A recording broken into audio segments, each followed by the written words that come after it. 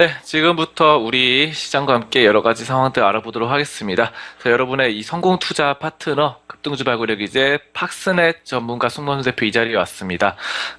그리고 뭐 시작에 앞서서 말씀드릴 것은 일단 다음 주 수요일, 목요일 19일, 20일 날 무료 방송 인터넷 사이트에서 무료 방송하니까 뭐 검색창에 네이버 검색창에 송범수 대표 치시고 웹 문서 사이트 들어오셔서 많은 정보들 무료로 얻어 가시길 바랍니다. 장중 무료 방송입니다. 아침부터 오후 3시 반까지. 자, 주도주의 순환에 대해서 말씀드릴게요. 주도주 순환. 순환이 있습니다. 그래서 시장은 이렇게 뭐 현재는 보합 수준이지만 어떨 땐 굉장히 잘 갈 때가 있습니다. 굉장히 잘 갈 때가 있고 이렇습니다. 근데 이제 잘 갈 때마다 주도주가 바뀝니다. 그래서 최근에 이런 게 있어요. 최근에 이제 1분기 실적 시즌인데 1분기 실적 시즌에서 보니까 코스피 전체로 보면 시장 전체로 보면은 실적이 사상 최대치라고 합니다. 영업이익 실적이 굉장합니다. 우리나라 발전을 했어요. 전체 시장이 그쵸? 우리나라 기업들이 전체적으로 규모가 커지고 영업이익이 커진다.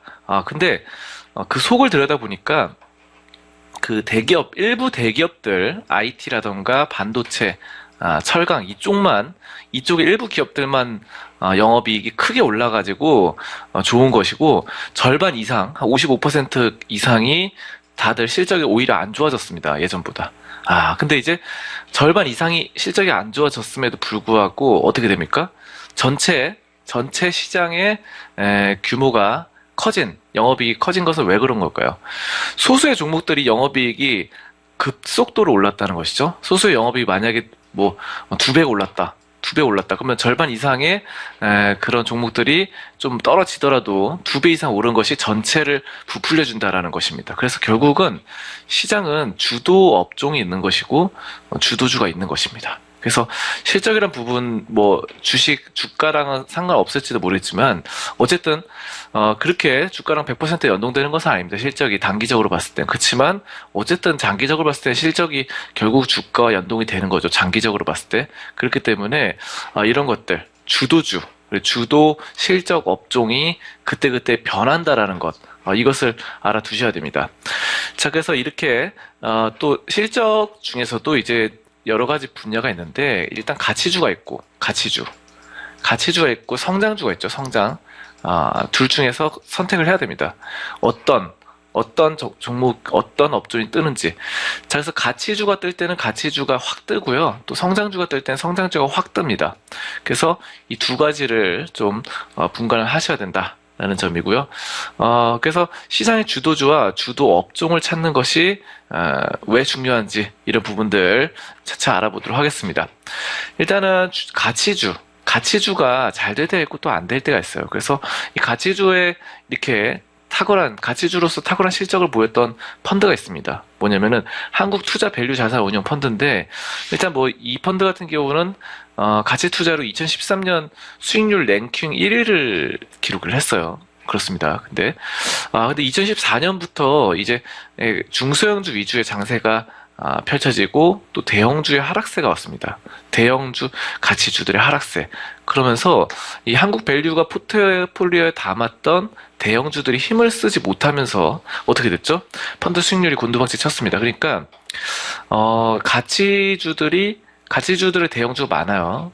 물론 중소형주 중에서도 가치주도 저평가된 거 있지만 보통 이제 대형주들은 이미 반영이 될 만큼 반영이 됐고 이런 것들이 많습니다. 그래서 그렇다고 보시면 되는데 또 급속도로 성장을 안 하죠.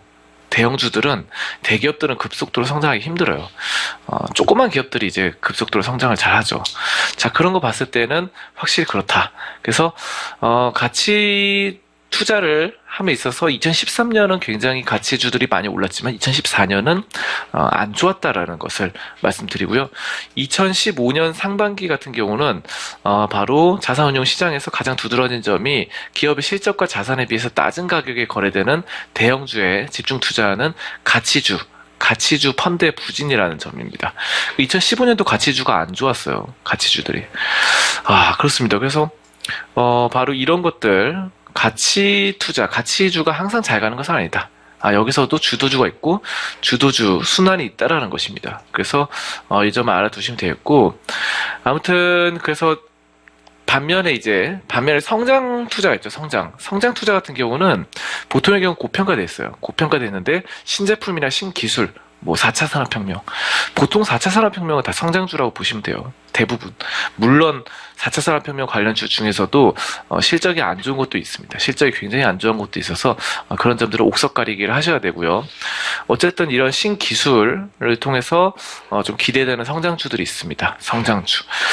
자, 그래서 어쨌든 근데 성장주가 또 잘 갈 때가 있어요. 대표적으로 2015년이 성장주의 시대였다. 특히 제약바이오 업종이 크게 올랐었죠. 한번 보도록 하겠습니다. 일봉.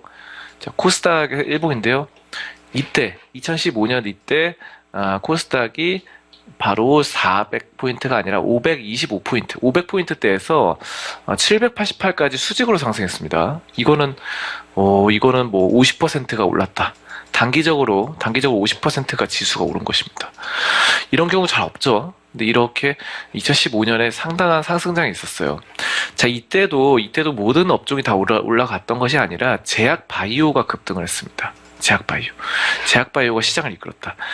제약바이오는 성장주의 전형적인 표본이죠. 그래서 제약바이오가 성장주가 유행을 했다. 2013년은 가치주 유행, 2014년은 성장주 유행, 2015년도 성장주 유행, 그리고 2016년은 어땠습니까?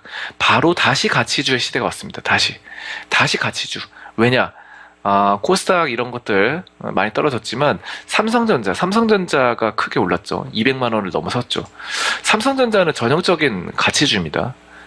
굉장히 또 저평가돼 있고, 삼성전자는 200만 원이어서 상당히 높다고 생각하시겠지만, 비싸다고 생각하지만, 사실은 삼성전자는 가치주예요. 가치주. 성장주라기보다는 저평가, PBR, PER 다 저평가돼 있죠.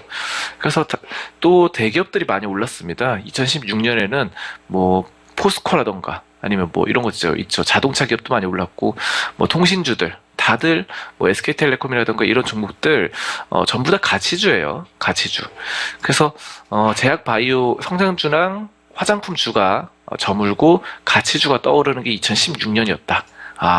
그래서 뭐 이렇게 주기가 있다라는 것입니다. 2013년 가치주의 시대, 2014년은 성장주, 2015년 성장주, 2016년 가치주, 2017년은 또 뭐가 될지 한번 생각을 해봐야 됩니다. 그래서 우리가 그래서 뭐 번갈아 가면서 되는 그런 과정이 있어요. 한쪽이 영원히 계속해서 상승한다는 것은 아닙니다. 주도주.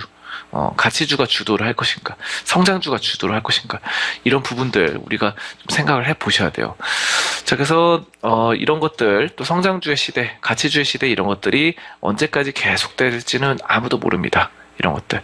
그래서 바로 그 순환이 일어난다는 점 말씀드리고요.